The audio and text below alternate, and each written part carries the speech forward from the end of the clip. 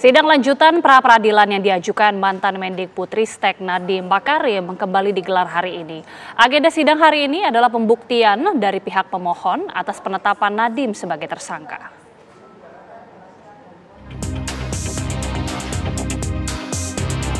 Sidang lanjutan pra-peradilan yang diajukan mantan Mendikbudristek Nadiem Makarim kembali digelar hari ini dengan agenda pembuktian dari pihak pemohon atas penetapan Nadiem sebagai tersangka.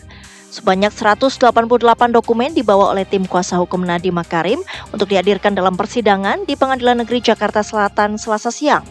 Tim kuasa hukum Nadiem Makarim yang pada persidangan kali ini didampingi oleh Hotman Paris Hutapea menilai proses penyidikan dan penetapan Nadiem sebagai tersangka masih prematur secara hukum.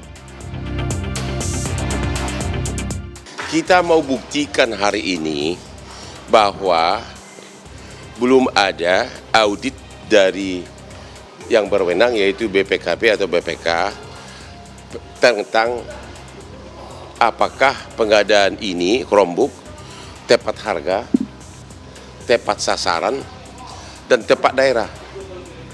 Itu belum ada. Itu yang mau kita buktikan. Karena tanpa itu gimana bisa menghitung kerugian negara? Sampai sekarang yang pasti kan Nadiem itu tidak ada tuduhan uang masuk ke dia. Nggak ada. Berarti dari segi unsur tindak pidana korupsi harus dicari pihak ketiga yang diuntungkan. Siapa? Sampai hari ini nggak ada. Dalam permohonannya, tim kuasa hukum Nadiem juga menegaskan tidak ada aliran dana, serta Nadiem tidak turut menerima keuntungan dari pengadaan laptop berbasis Chromebook tersebut. Dari Jakarta, Putri Sofia Muhammad Ishak, TV One mengabarkan. Gubernur DKI Jakarta Pramono Anung menggelar pertemuan dengan Menteri Keuangan Purbayayudi Sadewa di Balai Kota hari ini. Pertemuan tersebut membahas penyesuaian besar dalam APBD yang turun signifikan dari 95 triliun menjadi 78 triliun rupiah.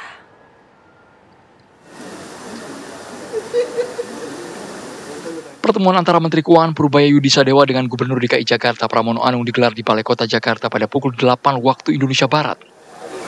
Salah satu yang dibahas dalam pertemuan adalah upaya sinkronisasi kebijakan fiskal antar pemerintah daerah dan pusat. Di antaranya mengenai pemotongan dana bagi hasil.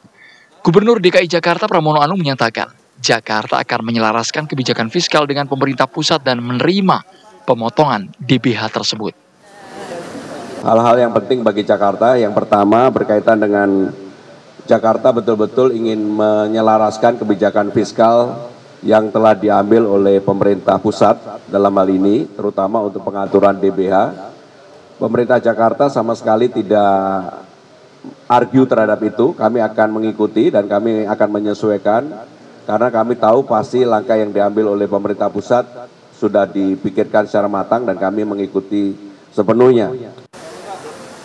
Menteri Keuangan Purbayayudi Sadewa pun menyampaikan terima kasihnya kepada Gubernur DKI Jakarta karena tidak memprotes adanya pemotongan DBH. Purbaya berjanji akan mengembalikan dana tersebut ke daerah-daerah jika perekonomian membaik. Itu akan kita lakukan karena ada keterbatasan di sisi fiskal. Tapi ke depan ketika ekonomi sudah berbalik, ketika pendapatan saya dari pajak dan kegiatan yang meningkat, menjelang pertengahan akhir triwulan pertama tahun depan, pertengahan triwulan kedua tahun 2026, saya akan evaluasi pendapatan saya seperti apa. Nanti kalau perkiraannya lebih, saya akan balikan lagi ke daerah. Dalam pertemuan ini, Gubernur DKI Jakarta juga meminta izin kepada Menteri Keuangan untuk memanfaatkan guyuran dana 200 triliun rupiah dari pemerintah pusat ke Bank Himbara untuk dimanfaatkan BUMD yang disambut positif oleh Menteri Keuangan. Dari Jakarta, Zinedine Duhan, Dimas Ramadan, TV One mengabarkan.